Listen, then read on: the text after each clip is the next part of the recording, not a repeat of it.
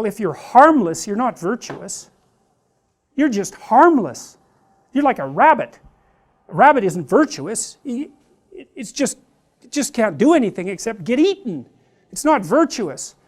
If you're a monster and you don't act monstrously, then you're virtuous. But you also have to be a monster. Well, you see this all the time. Harry Potter's like that too. It's like he's flawed, he's hurt, he's got evil in him. He can talk to snakes, man. He breaks rules all the time.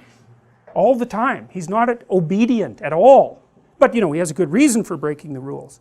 And if he couldn't break the rules, him and his little clique of rule-breaking, you know, troublemakers, if they didn't break the rules, they wouldn't attain the highest goal. So it's very peculiar, but it's a very, very common mythological notion.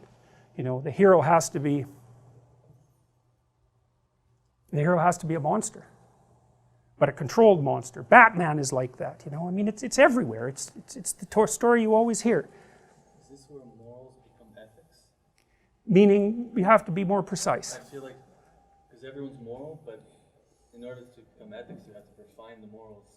So you have to kind of go into... Well, that's a good question, you know, because one question is, you know, you're kind of implicitly moral insofar as you're socialized, but that's sort of procedural, it's just built into you. This is different. This is also becoming conscious of it and expanding out your personality into dimensions that it wouldn't normally occupy. So this happens to people all the time.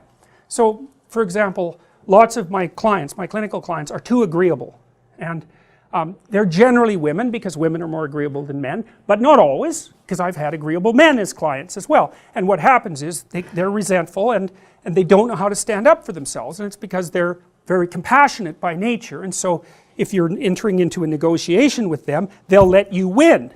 Well, that's not so good, because you know, you need to win too, especially if you're in an organization of adults where there's a struggle, right?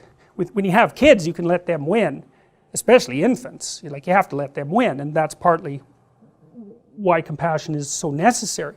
But as a basis for negotiation between adults, it's like, sorry, it's insufficient. You have to be a bit of a monster so that you can say no.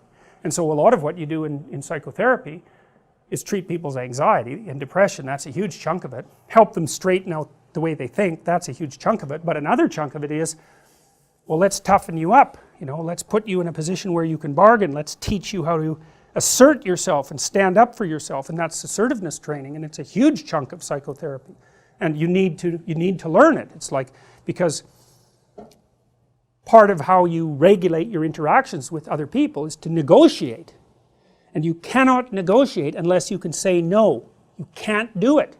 And it causes conflict to say no, and if you don't like conflict, which is basically the definition of being agreeable, then you can't tolerate the conflict, and so then you can't negotiate on your own behalf, and so then you keep losing, and you're bullied, and you know, it's not good. Then you get resentful, and it's really not good. So you have to develop your inner monster a little bit, and then that makes you a better person, not a worse person. It's weird, but that's just how it is.